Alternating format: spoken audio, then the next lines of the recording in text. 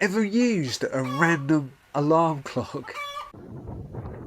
Few places epitomise the fragile partnership between humans and nature more than the Romney Marsh.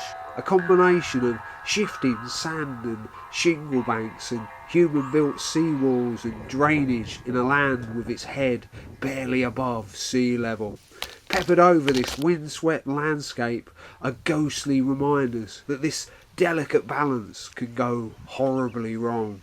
Have you seen that curious random maze-like pattern on sow thistle leaves created by minuscule leaf miners, reminiscent of those $1,000,000 Jackson Pollock paintings, or perhaps a treasure map where X marks the spot?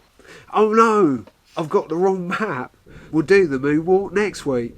Join me on the road to ruin, or to be more specific, 8 ruins in 21 miles. We're lucky enough to have several clearly marked out walks nearby. Let's add another one, raising awareness of historical structures at risk of becoming even more ruined than before. Please post a comment and click the like button to spread the word. Here's the first ruin we stumble across.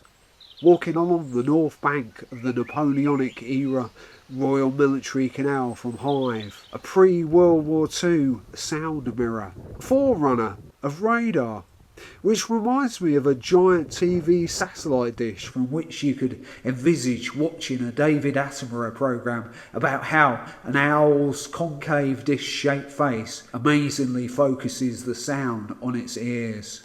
We get everything from nature, either directly or indirectly.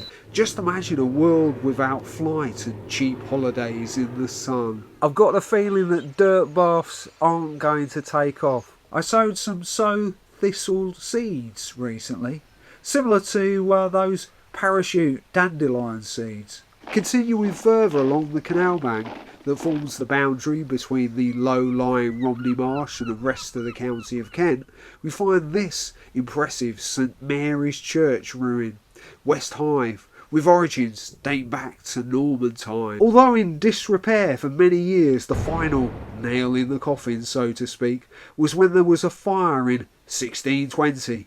Wouldn't it be great if you could teleport yourself back in time? Beam me up, Scotty, except it might go wrong, jumbling up our molecules in new and inventive ways. Don't you just love messing around with online anagram solvers? There's something fascinating about buildings that have been reclaimed by nature, a fusion of the artificial and natural, such as this now higgledy-piggledy Roman fort. What's that ominous roaring sound from the nearby zoo park? Has someone taken a bite out of the footpath sign? Coming out of the wooded area, alive. If you look north again, you might just see this old chapel that is associated with the psychic nun, Elizabeth Barton, to whom I've devoted a whole video. It's always a good idea to explore the area before you do the full walk. And whilst I was doing that, I took a detour along this road parallel with the canal. In the old days, British farmland fields used to be much smaller than today, with many more hedges along the edges. One way to get the government interested in reinstating these wildlife highways would be to point out their military advantage against a hypothetical future invasion.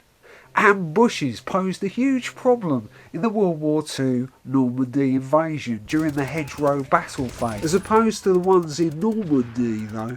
Hopefully, like the Royal Military Canal, the reinstated hedges would never actually see any action, except as a haven for wildlife and walkers. Have you seen those bee orchids that look like the back end of a pea, duping poor Mr. Bee into spreading its pollen for free?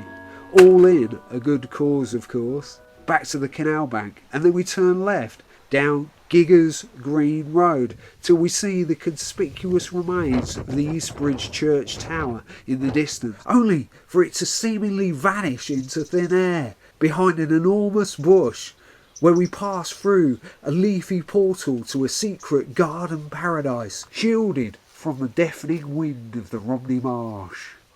You can almost see Father Mackenzie writing his sermon that no one will ever hear. And then the penny drops.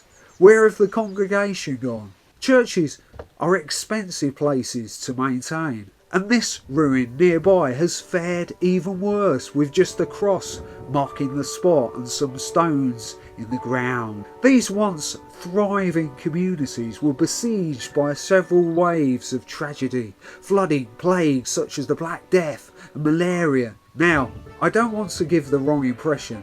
There are still lots of bustling communities on the marsh where they've managed to creatively adapt to the challenges of this unique place. Like the local street artists, or should that be country lane artists? Check out this robot sculpture. Was it just some abandoned farm machinery? And here's a space age farm shop, fully automated, self-service. And you can even hand milk this vending machine. What do you get when you cross Elvis with a curry? And how cool would it be if your food was served up by a miniature model railway?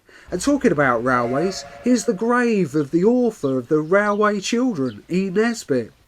She was also a poet, so let's create our own poem in tune with the chaotic, unpredictable nature of this strange world by randomly splicing together words and phrases from gravestone epitaphs. No man drowned in memory gently sleeps through the dust in vain.